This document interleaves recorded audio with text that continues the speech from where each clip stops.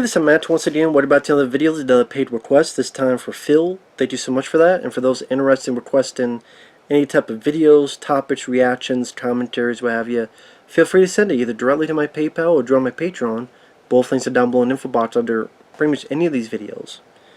Now this is about talk radio. This is Oliver Stone did this after Platoon. And this is before he did Born on the 4th of July. Now this film did not do well, which is too bad. Eric Bogosian, I think, deserved some kind of award recognition, Oscar nomination, something like that.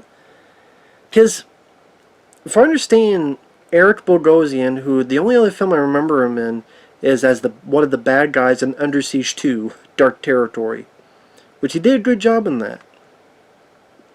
And he wrote this script for a play, and he did this play a lot.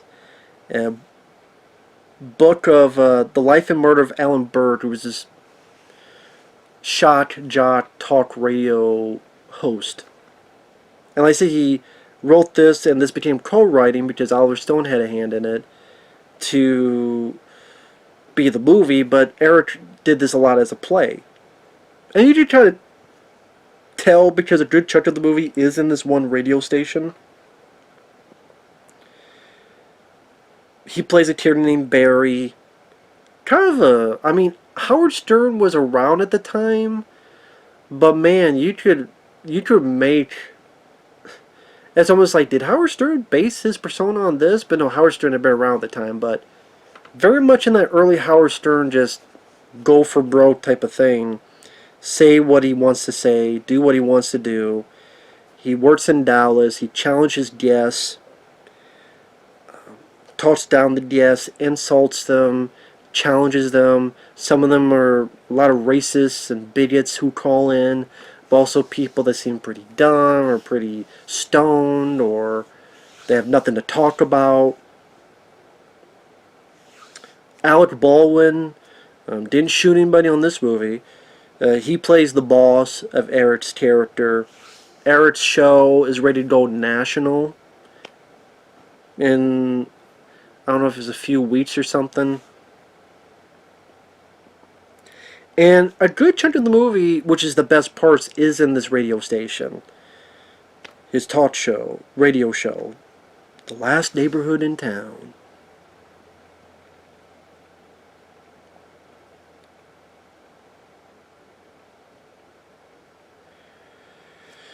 And you can see, like, this is, as he puts it, he feels himself to be a villain. He hates himself, but at the same time, a lot of people he talks to on a daily basis over this talk radio show, he hates a lot of them too, because they're either leeches or lonely or hateful or bigots or racist. A lot of people hate the fact that he's Jewish, so they make these remarks about how the Holocaust was fake and all this other shit. And you tell, like, he hates parts of society, but he hates a big part of himself as well. And it feels like when he's doing this show, he wants to say something important, but then that's where it gets to this realization later on where a good chunk of the audience is like, it seems like a sweet lady calling, and so, oh, you're a fan for 5 years, well, so why do you like the show? I don't know. What do you mean you don't know? I mean, if you watch the show for 5 years, how do you not know? I don't know. I just liked your thoughts. And about how there's another point where Michael Wincott, who was in Alien Resurrection, he was the bad guy in Metro with Eddie Murphy, he was in The Crow, he was the bad guy in The Crow, great actor. He comes in playing a character I've never seen him play, stoner type with crazy hair. Talk about, as he puts it, I wanted to write that line down because I thought it was a good line.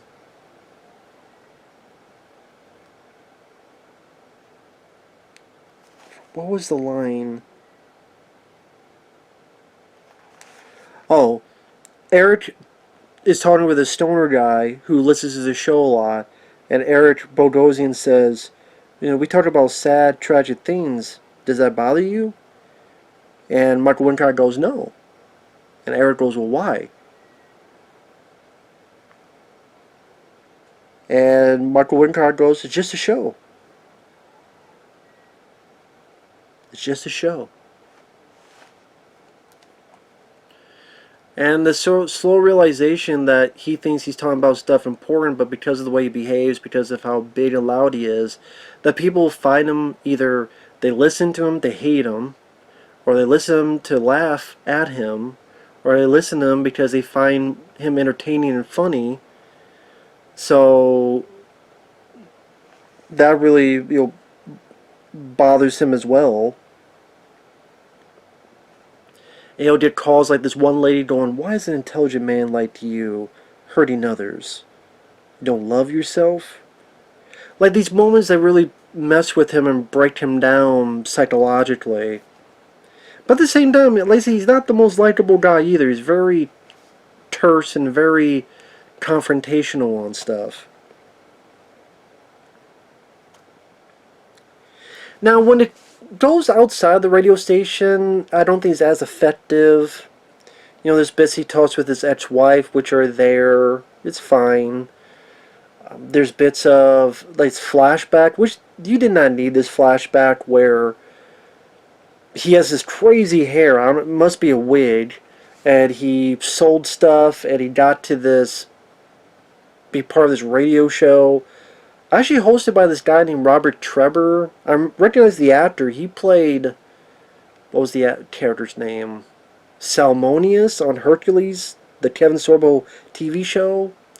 He was the bitter guy. He was kind of always looking for the money, always looking to get rich quick schemes.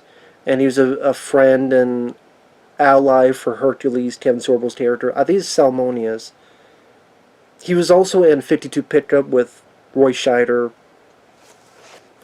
He's in this, and then people realize that, wait, this other guy, Barry, Eric's character, seems a bit more spontaneous and electrical and pissing people off. I gotta say, the joy of watching this film is just watching Eric Bogosian go mile a minute, flourishing with his dialogue, mesmerizing of a performance. It was great to watch, great to witness.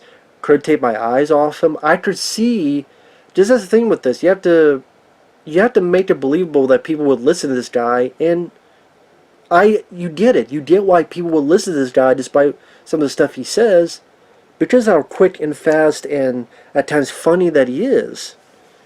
This guy calls in about how, oh yeah, I have dinner with my cat here. And it ends with Eric going, stop hanging out with the pussy and go find some.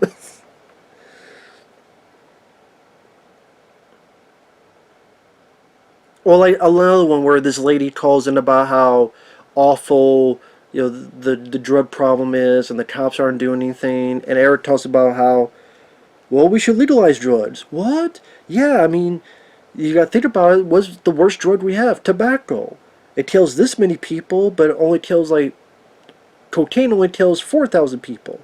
You know what Prohibition does? Prohibition is helping gangsters and politicians, and like there's so much stuff that he talks about, and it's hard to even get into focus. And there are times you do see a bit of humanity, like this woman who's calling, she's at her last wits, and he's like, hey, you got 2 arms? Yeah. You got 2 legs? Yeah. Are you blind? Yeah. I mean, no. No? You got belly button? Yeah. You got 2 belly buttons? Well, see, then you can go do whatever you want. And keep hanging in there. But he's very assertive, and this is the type of guy that you see a lot of times nowadays, whether it be on YouTube or all sorts of stuff. Like, this is so ahead of its Reddit.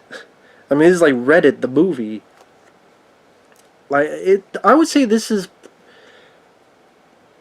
maybe the not tall radio portion, but the idea and the dialogue is very much ahead of its time when it comes to how It's gotten way worse with the way people talk to each other, the way people treat each other, the type of people you deal with on a daily basis, entertainment, outrage, and you go into all sorts of things like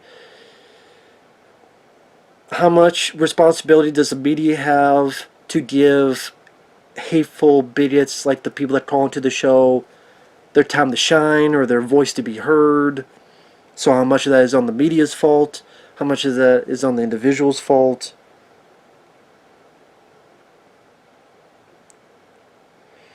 And I like that Oliver Stone, since a lot of this don't take place in the radio station, he keeps the movie going with nice looking shots that you really feel the claustrophobia inside this radio station. So the way the camera will pan to certain things, or you see stuff via reflections, or it doesn't feel showy. It just feels, something to do so it doesn't feel too stagnant. Like there's bit with a possible bomb scare with a package, and like there's one shot that you see through the window, and like, oh, is something else going to happen?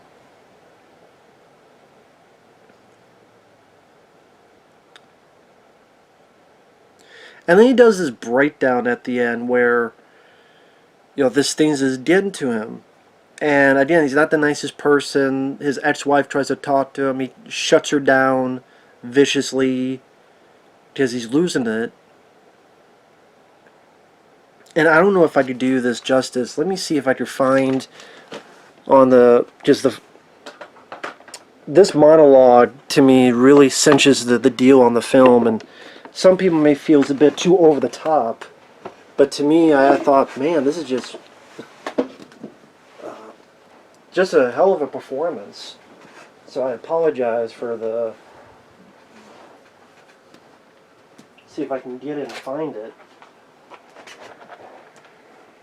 Dude, I think I put it on my computer.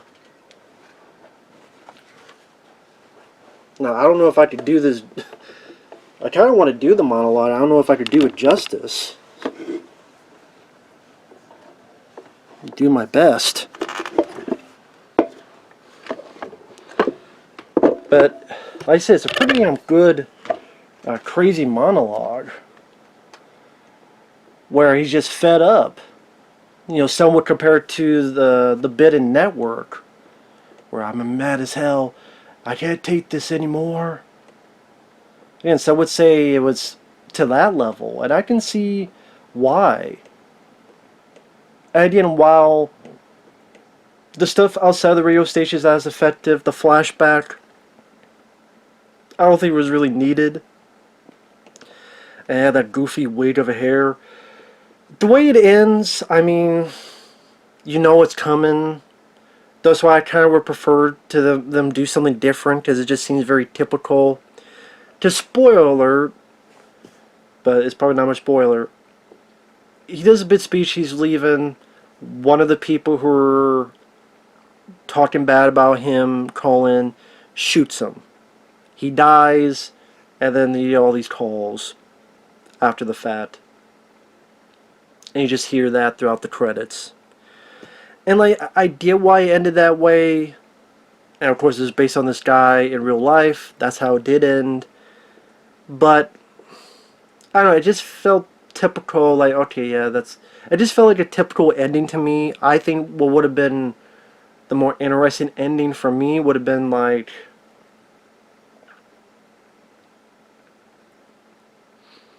as he puts it, we're stuck with each other.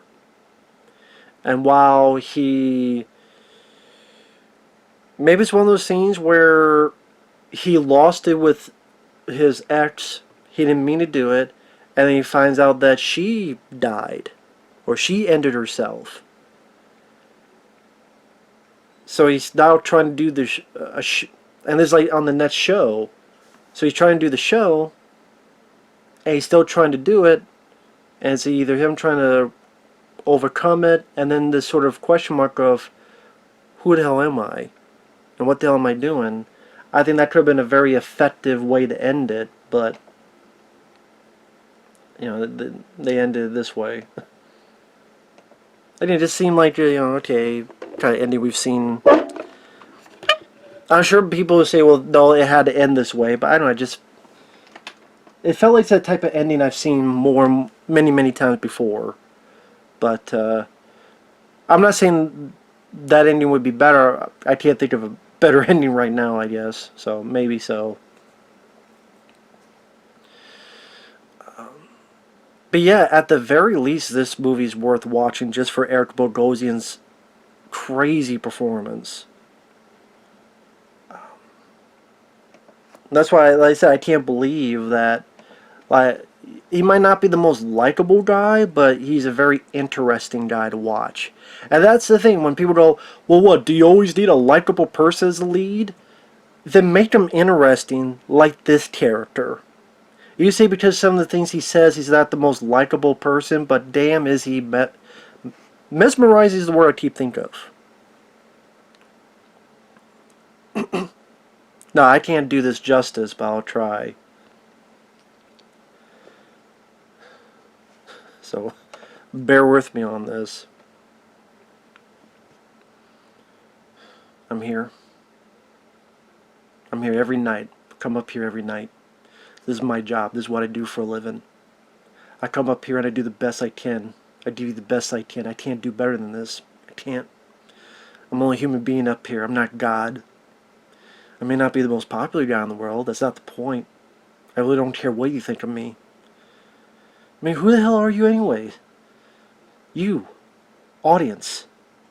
You call me up, you try to tell me things about myself. You don't know me. You don't know anything about me. You've never seen me. You don't know who I am, what I want, what I like, what I don't like in the world.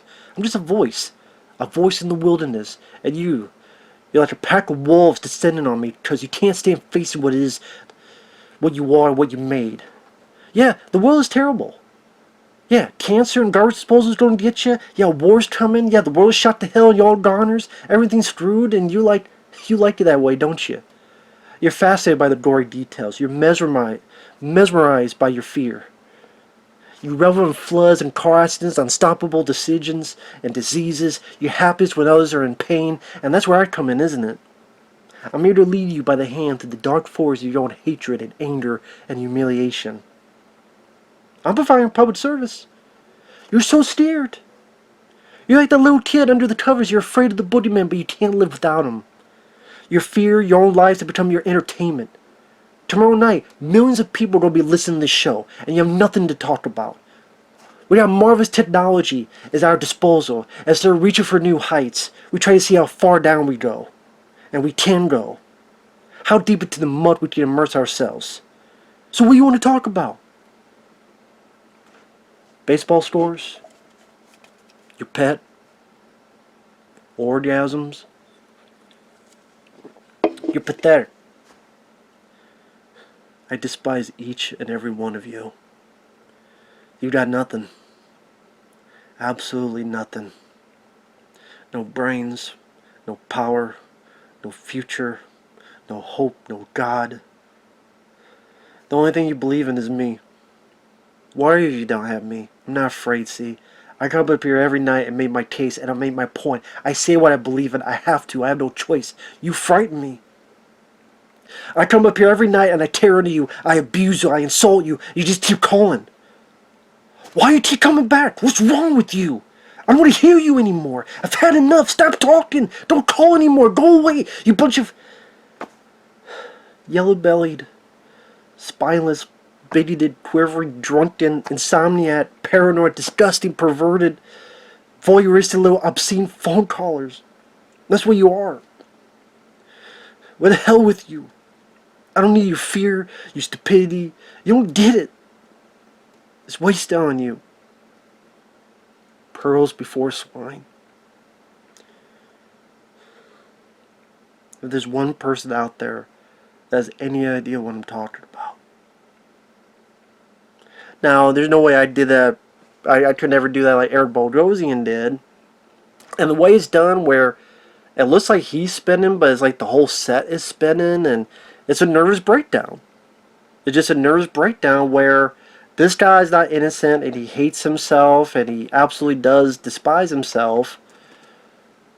He thinks of himself and knows he's a bad man, but at the same time, this either people just insane stuff that he said that people tell him, or stupid stuff that he tell him, or either the stupidity or the insanity or the bigotry, all that also comes to a head as well, that this guy is talking with and dealing with and hearing and conversing each day. And yeah, part of it is his fault, but part of it is society as well, and just how we think of each other and treat each other and view each other and talk to each other and everything in between. And not only has nothing changed, it's gotten worse. Worse. And that's another reason why I wish the character didn't die, because, man, what that Barry character would be in today's age, what he would think about today, social media, Twitter, Facebook. I mean, this is Twitter, Facebook, Reddit, the movie, before that was a thing, and it's interesting, fascinating to watch. Eric Bogosian did a fantastic job. Oliver Stone kept the scenes in the station claustrophobic, but also moving, so it wasn't boring. Alec Baldwin did fine. John C. McGinley's in the film as another guy who works for Eric Bogosian's character. John C. McGinley, he's been in a lot of stuff. He was in Highlander 2. He was in, I think he was in Platoon. Let me look up John C. McGinley. Like, this guy has been in a lot of stuff. He was in Nothing to Lose with Martin Lawrence and Tim Robbins. On Deadly Ground with Steven Seagal. He was in Office Space. He was on the TV show Scrubs. He's been in a lot of stuff. If my internet wants to work, I would like to tell you guys, but it wants to be slow like usual. So, but yeah, he's been in a lot of stuff. But yeah, finally he did it. Like, he was in Platoon, Wall Street, this film, Born on the 4th of July, Point Break, Highlander 2, On Deadly Ground, Surviving the Game with Ice-T. He was in that. He had a bit role in Seven, bit role in The Rock. Nothing to Lose, that's a fun movie. Any Given Sunday he was in. Dick Carter with Sylvester Stallone, he was in that from 2000. He was in Wild Hogs. He was on the TV show Scrubs. A lot of stuff. Good character actor. Nice to see him in there. Like I said, this was Oliver Stone, a film I had not seen, but honestly, my favorite Oliver Stone film was Any Given Sunday. And then my second favorite, I would say, is JFK. But this might be somewhere in the top 5. I don't know where, but it might be somewhere in the top 5 for Oliver Stone. Like, I really did like it. Like I said, the ending, you just see coming a mile away. That's why, again, one of the reasons why I wish it was a bit, different or more unique. But I guess it was the natural conclusion, you would say. But yeah, that film, Talk Radio, nice surprise nice, because I didn't know what to expect, because I'd heard about it, but I didn't want to be disappointed. But nice to see the film. So, thanks once again to Phil for the request. Thank you guys for watching. Take care, and like I said, it's a movie that would honestly work in today's age. It truly would. So, with that said, we'll see you guys later. Bye-bye.